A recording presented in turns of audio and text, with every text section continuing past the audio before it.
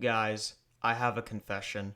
I know it's a meme, I know it's overplayed, but this guy right here, he's me. And you know what they say, everything is bigger in Texas, including my debt. I've explained this before. At first, I wasn't able to keep up with the anime because much like Denji, I'm poor as dick. I mean, just look at my YouTube revenue. Clearly, we're out here living that good life. I mean, there is always the manga, but I ain't reading all that. Instead, I turned to every corporation's Achilles heel. That's right, porn. I need to go to church, man. Oh, it went back down again. Okay, some jokes aside, I'm caught up now, and wow, yeah, so far this story is something else. Join me as we dive into Season 1 of motherfucking Chainsaw Man. Direction tagger, he's how I hit my mark. Seek perfection, I'm a devil, about to light the spark. Leave the weapon, seeing red up in this demon's heart. Dead, I'll leave him deeply scarred. Bet I'm gonna lead the charge. Red hot, thermal acoustic, I spit it ice cold. Headshot, pillar of fury, don't do what I'm told. Get lost, sick of them telling me my divine role. I bring the force like Kobe, I ignite the flame in my soul.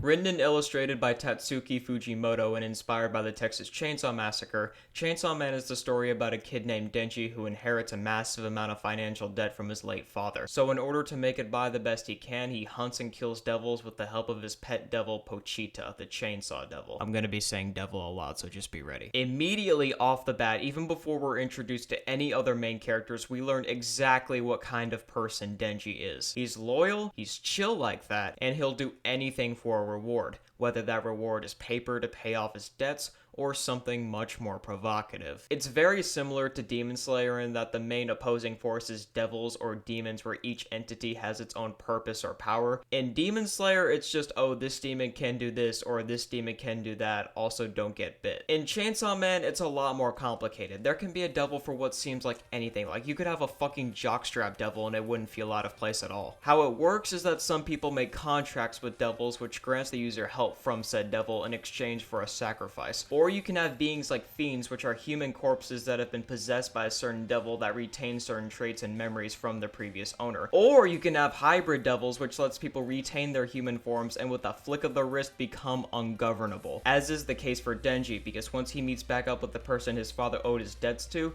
him and his army of zombie devils murder Denji and Pochita and leave them to rot. All Denji wanted was to live a simple life free from the shackles that were placed on him since birth. Even after selling things like his eye and his left nut, still barely being able to afford even a single slice of bread. His only friend, only sense of companionship coming from something everyone aims to destroy. It seems this is the end of his story. After all, you don't have to pay your debts if you're dead. But then he realized something. He never got laid.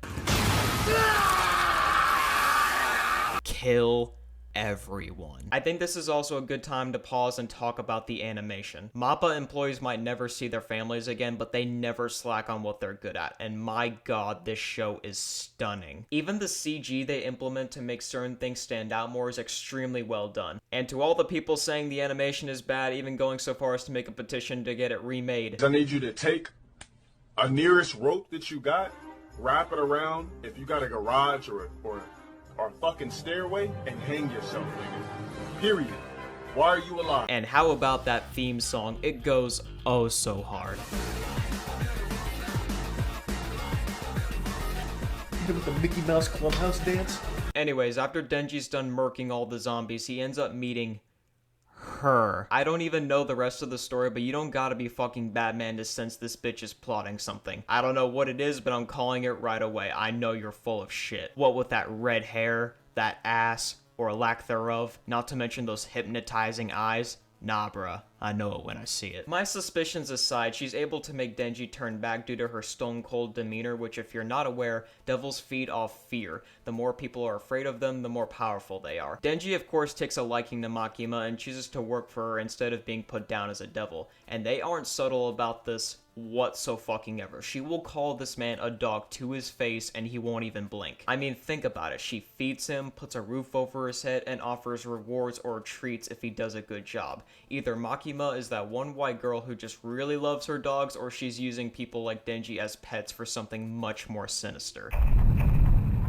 Anyways, he gets partnered with some asshole named Aki, and obviously they get along great. Here's what you need to know about Aki. Him and Denji are polar opposites. He's much more stoic and serious, whereas Denji is obviously anything but that. He's a chain smoker, has a sword that the more he uses it, the more time gets shredded off his life. He has a contract with the Fox Devil, and his backstory is his entire family got wiped out by the most feared devil in the anime. In any other story, he probably would have been the main character. But this is what makes Chainsaw Man so interesting. Denji lived a life probably even worse than him, but he does not care. He's not motivated by revenge or aiming to save humanity. He doesn't care about justice. No, all this man wants is a roof over his head, 3 meals a day, and titties to fondle. He's so awesome. But with that said, he's not my favorite character. Oh no, that character is almost here. What was her name again?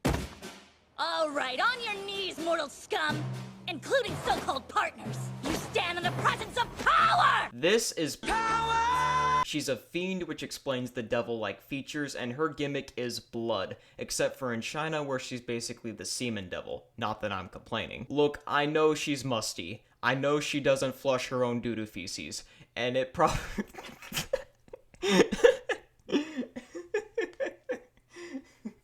Can't fucking say that with a straight face. There was doo-doo feces thrown all over the walls, the floor, the ceiling, and it stunk so bad. And it probably smells crazy down there. But come on, she's still banging. Get it? Bang. Their dynamic is my favorite part of the show. They are extremely similar and different at the same time. They both don't have much motivation and share pretty equal levels of intellect, but Power herself is a much more loud, exaggerated, and active character, whereas Denji is a much more laid-back and reactive character, which basically means he's the last person to step in or engage in conflict, unlike Power where she'll start shit with her own team just because. Power doesn't have much motivation in this season except for when we first meet her. She tells Denji she wants to save her cat Meowie from the bad devil, and this goes exactly how you'd expect. God, I hate cats. I have tits. I love cats. Let's fucking kill that bitch. So they get there, and she of course betrays him and tries to feed him to the bat, only to get eaten herself and Denji having to reclaim his prize.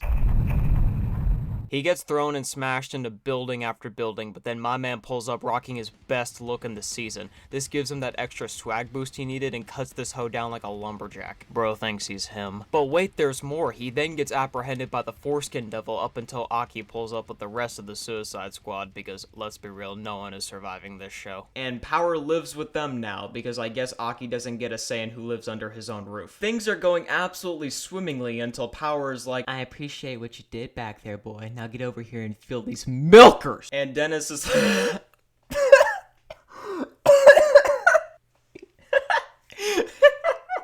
the fuck is Dennis? Huh? They were fake? Of course they were fake! So yeah, he wins, but at what cost? We cut to him with Makima, and while Denji's in his sad boy hours because he felt up Power's rack of lies, here comes Makima to pick up what Power literally put down.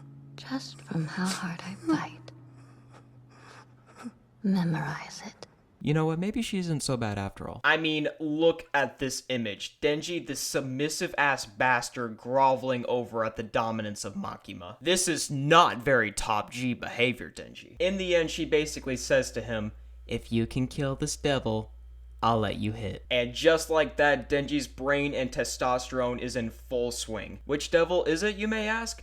Well, remember when I said Aki's family was killed by a certain devil? Well, it's that one. The gun devil. Not only insanely powerful, but people's fear of guns has given it enough power to wipe out millions. I don't know if I want to show what it looks like as to not spoil people for the future, but let's just say it's not gonna be easy. Then again, if anyone's gonna do it, it's gonna be this guy. Not because he's the main character or anything, but because I genuinely believe nothing will prevent this man from getting that red-haired punani. Both him and Aki are determined to find the gun devil for different reasons, and once Aki finds enough resources like dead bullets, they start to get led to it like a magnet. This leads them to a building where we also get properly introduced to the other members of the Devil Hunter division. That being Himeno, Arai, and I'm not entirely sure whether her name is pronounced Kobini or Kobanai, but every time I see her name in text, I read it as Kenobi, and that's funny to me, so that's what I'm gonna call her. Here's what you need to know about about Himeno. She has one eye due to her contract with the Ghost Devil, and she also decides to whore herself out to get the team motivated. But Denji don't fuck with her because he knows he's got a bad bitch waiting for him back home. I'll give you the tongue. They make their way into the building, and after Power bisects a Geodude devil, they realize something. They've been trolled. They are stuck on the 8th floor. Every entrance, every window, every nook and crevice leads back to where they began. Oh, and time is frozen. This is, of course, not awesome sauce, and some of them, of course, begin to lose their shit. Not Denji, though. My man is catching some fat Z's, and Power is just being Power. So while we're probably stuck here for eternity, here's what you need to know about Kenobi. Her family gave her the choice of either becoming a devil hunter or a sex worker in order to provide, while her brother went off to college. And hey, I respect her decision. Only issue is that while she's super strong and capable on her own, she also does not work well under pressure and begins to turn on her team pretty fucking fast. I don't blame people for finding her annoying, but honestly, I just find it hilarious how willing she is to kill Denji. This is also a perfect time to mention the voice acting, because in the case of Chainsaw Man, it is ridiculously entertaining. I mean, just listen to the Spanish dub. ¡Demonio de mierda! ¿Cómo se atreve a secuestrar a un gatito? Como Devil Hunter, no lo puedo dejar pasar. The English dub is honestly better than I thought it would be. Characters like Power and Makima sound great, but then there's Aki, who sounds like a 40-year-old alcoholic. I'm the type who seldom flushes my feces. Not in this house. However, they all pale in significance to Kenobi. Every voice actor has to bring their A game, and it never disappoints.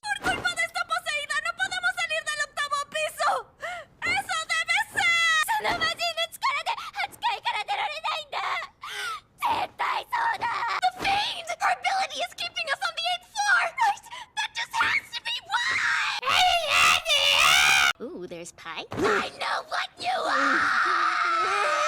Oh yeah, I forgot to talk about Adai.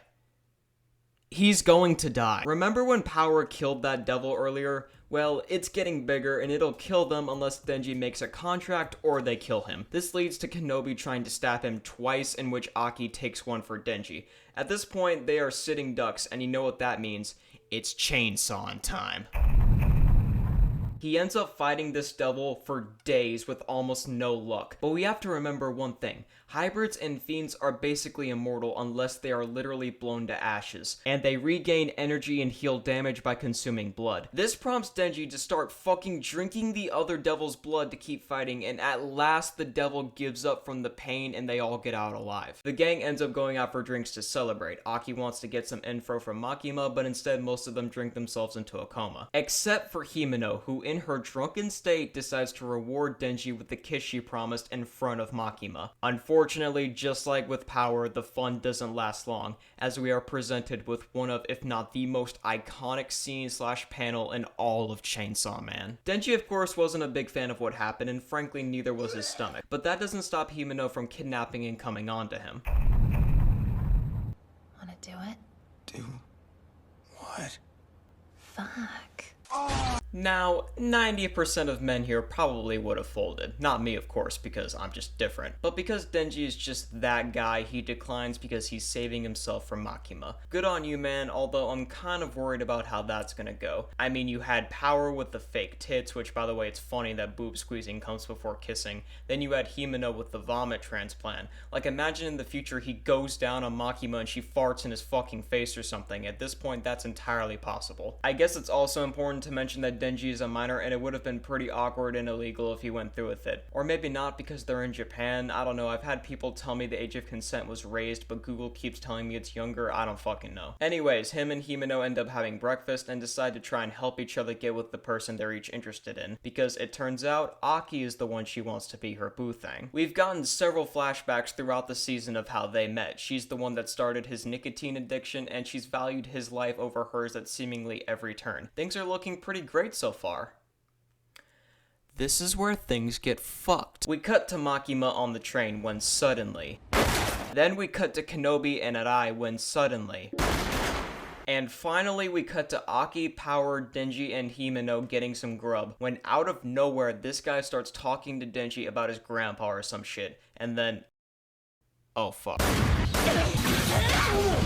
Both Denji and Himeno are shot down, Power tries to stop the bleeding, and Aki pulls the Fox card, except it turns out this guy isn't human. He is in fact Katana Man. Everything the team uses in this moment is out of desperation. Aki pulls the sword and tries to use its powers on him to less than stellar results, and in that moment, Himeno gives up everything to save Aki, telling her Ghost Devil it can have everything in order to give it its full power. This, again, proves to be futile, but it's already too late. Himeno is gone.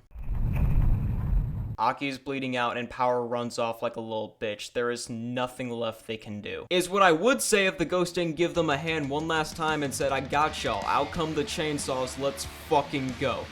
So Denji gets bitched by Katana Man, and by now they are completely and utterly out of options.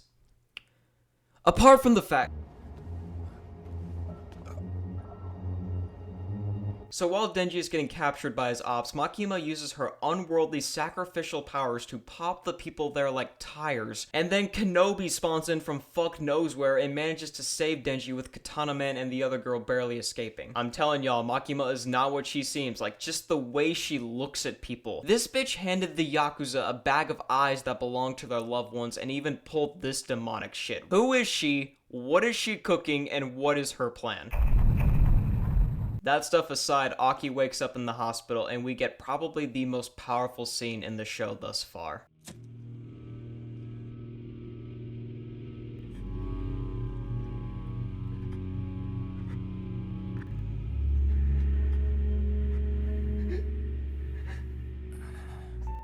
First 友達になろうっつってくれた人なのに、俺ひどくね？パワーが死んだら泣けるか？泣けねえかな。 Fuck, man. We move into the next plotline with Aki now having twice the incentive to kill the Gun Devil, but even though his life has been shortened by the sword, he has a plan. Meanwhile, Makima thinks Denji and Power need more training, and yeah, I'll give her that one. So they meet up with this asshole who, in his own words, likes booze, women, and killing devils. I would expect nothing less. He says the same stuff Himeno mentioned about Denji, that they need hunters like these two who are out of their damn minds with little to no underlying motivation. They each get a perfect score, but now they have to fight him, and it goes tremendously. He kills them like 50 times over. Denji and Power realize at this rate they'll never outsauce him, so they hatch an idea, because first time for everything, I guess. If they can't beat him physically, they'll beat him psychologically. I love this because it's very clear that Denji and Power share a brain cell, so making them have to come up with a plan, ironically, is genius. This plan, while admittedly pretty clever, is still unable to even phase this guy. He gives them a break, but not before teaching Denji one more lesson.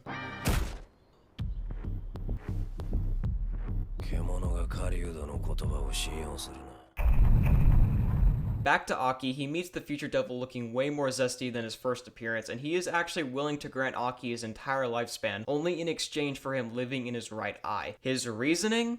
Well, according to the manga in English mistranslation, he'll either have the best or worst death possible, so I guess he just wants to be there to witness it. This also gives him the power to see slightly into the future, so I'd say it was a pretty good deal. Okay, everything so far is set in stone. We're in the season finale, and the entire Devil Hunter division shows up at this one building. Shit is about to go down. While we're here, we meet other hunters. The Shark Fiend, who can swim inside any surface and transform into a shark for brief periods of time. There's the Violence Fiend, who is just awesome, need I say more. The Spider Devil, which is just horrifying. And finally, the Angel Devil. God, I love this show. Razor sharp wings and physical contact drains your life. Aki, I swear to God, stay the fuck away. The main group splits up while the rest take care of the zombies. Aki confronts the blonde one and...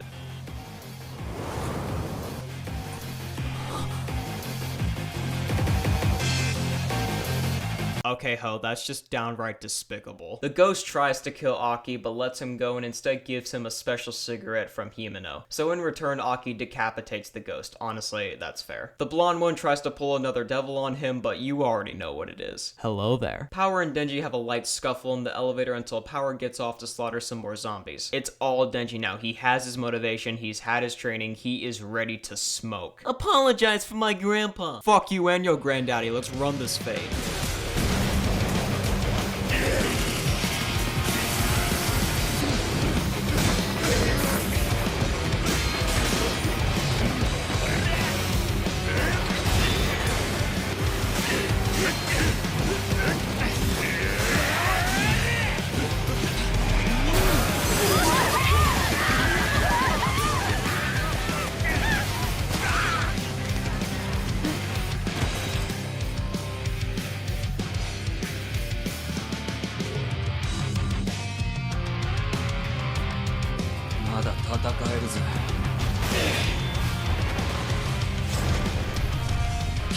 ジ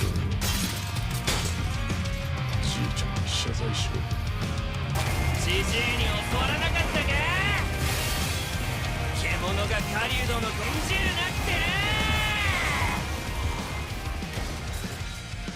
This is everything I could have hoped for in the season finale. This fight, the animation, I literally have no complaints. This shit is perfecto. And just when I thought this season couldn't have ended any better, we get Denji and Aki kicking the fuck out of this dude's nuts. Yo, Aki, let's kick him in the pussy. Nah, man, Himeno wouldn't want that.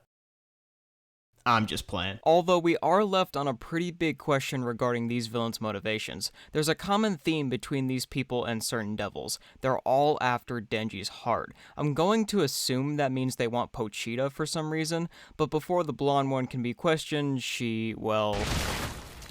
damn. Unlucky. This episode has like 3 different ending segments, so let's go in order. First, we get this adorable montage of Denji, Aki, and Power just hanging out and being a family.